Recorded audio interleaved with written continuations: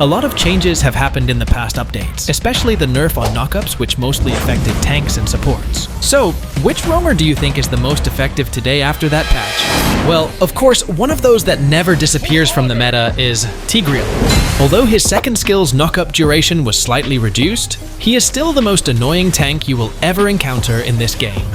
After the update that made the first pull of his ultimate an instant stun, Tigreal's popularity started to rise, making him even more annoying. The best part is that Tigreal's ultimate is very easy to execute and unpredictable when paired with Flicker. And even if you just catch the enemy at the edge of the skill, they will still be stunned. That's why he is the 10th most banned hero in Mythic rank. Although you can easily counter it with Purify, it's still a problem because you're forced to use Purify instead of your hero's main spell just to counter Tigreal. It's also very hard to deal with his second skill, because it can easily push the enemy into turrets and forcing you to stay under the turret with the additional knockup effect. It's also effective to use your first skill before your second skill, so the enemy will take damage 3 times from your first skill. And keep in mind that there will be situations where you won't need to use your second skill to avoid miscommunication, especially in solo rank, because everyone there has their own world and timing.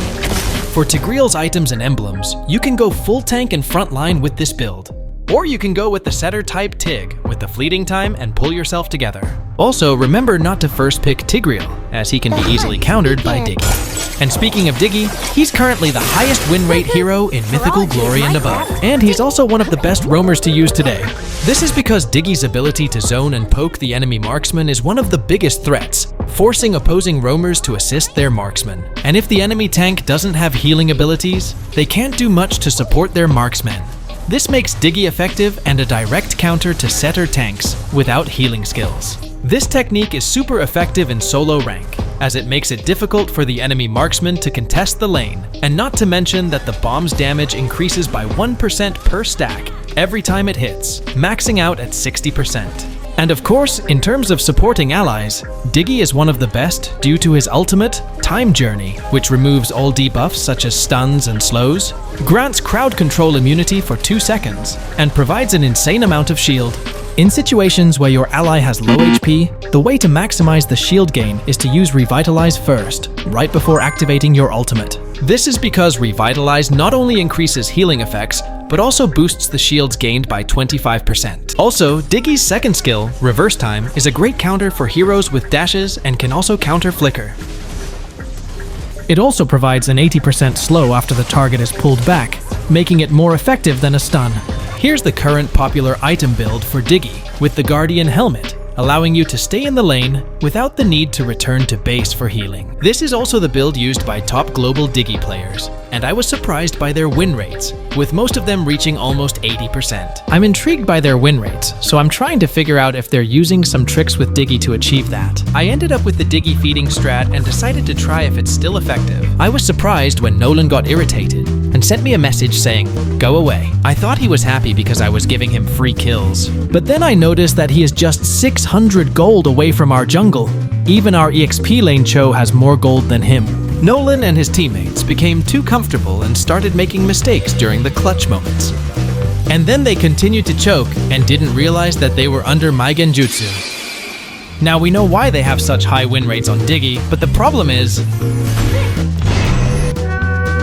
And yeah, Diggy strat is still possible, but you need to prepare your credit score, and you definitely need to have a chow like this. Before we jump to the next hero, a quick thanks to RP Grand for sponsoring this video. This is RP Grand, an absolutely free mobile online game with an open world and a huge map, which can run on almost any smartphone. And honestly, this game just amazes me. Here, you can be anything you want, a gangster or a policeman, a businessman, or even a cab driver.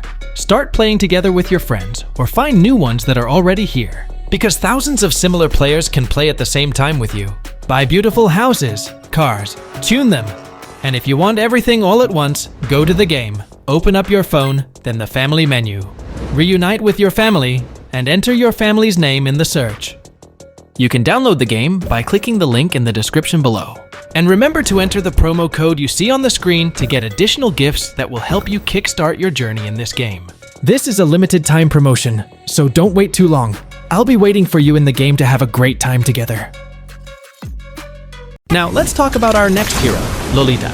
Currently, Lolita ranks just below Diggy in win rate at higher ranks and holds the #1 spot across all ranks. Lolita is one of those underrated roamers with so much to offer. People don't give her enough credit, but she can really counter almost any marksman, especially against Mia, who's been really popular lately. Lolita also counters the new meta Anli skill Cyclops, as all of his skills just bounce back to him. And the newly revamped Granger, currently dominating the rank matches today, has no chance against Lolita, as she blocks and bounces all of his projectiles.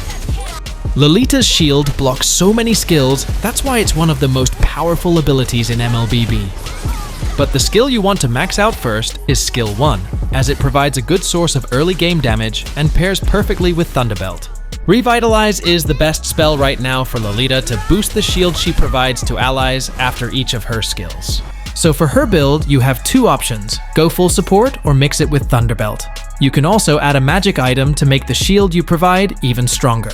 Next is Chip, a hero that doesn't get much attention in low ranks, but is a priority ban in pro scenes and high ranks, currently ranking as the 8th most banned hero, and the most banned hero among all roamers. Chip's portal is a one-of-a-kind game-breaking skill that needs to be nerfed or adjusted soon in order to remove him from the pro and high rank banning section.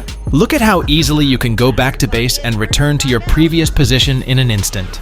In 5-man and trio, Chip's skill feels like a cheat, allowing him to teleport anywhere around the map. But in solo rank, Chip feels like a different hero and usually doesn't work that way. That's what most people say about Chip, especially in lower ranks. But honestly, Chip can be a monster in solo queue too. You just need to understand how strong his skill 1 and skill 2 are. They can harass and bully opponents early on, not just with crowd control, but also with decent damage. His skill 2 comes with a movement speed boost, which is why it's also perfect for Thunderbelt. And after hitting an enemy with skill 1, you'll gain a shield, and your first basic attack will have longer range and come with a stun. If you're wondering how many stacks Chip can get on Thunderbelt if he hits 5 heroes at the same time, using his second skill, in this kind of formation, he can only stack 3. But if they are compressed like this, you will get the full 5 stacks. And also, you won't have to worry about HP because Chip's passive provides a strong HP regen, especially when your HP is low. So, for Chip's items and emblem, you can add Fleeting Time if you want a faster ultimate cooldown, but if you're going for a full tank build, you can opt for the second one.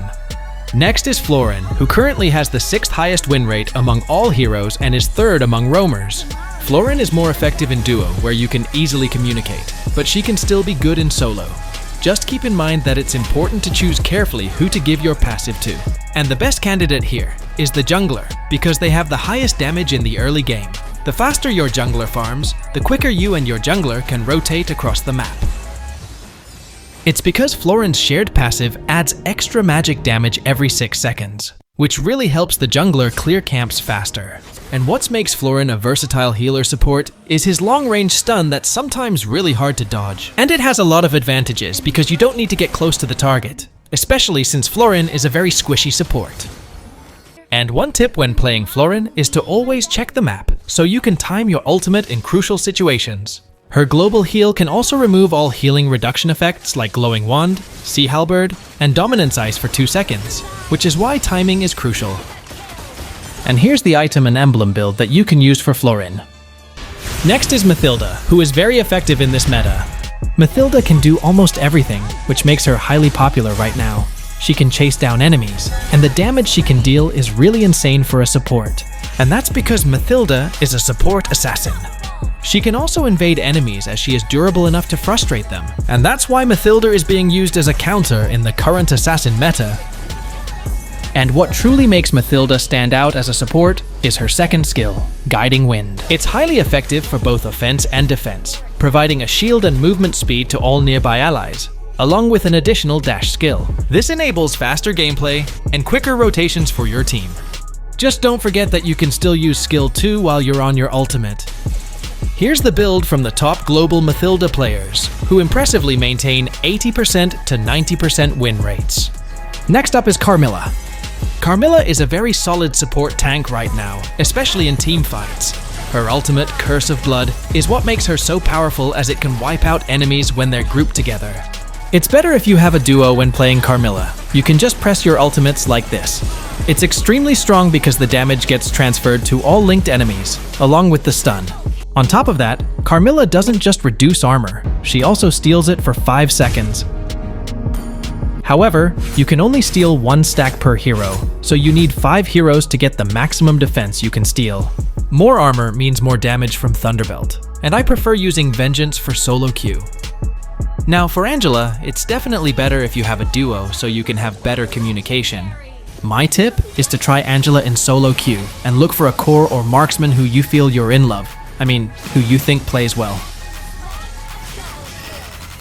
Shout out to the current EXP lane metas because they're also solid picks for roaming right now.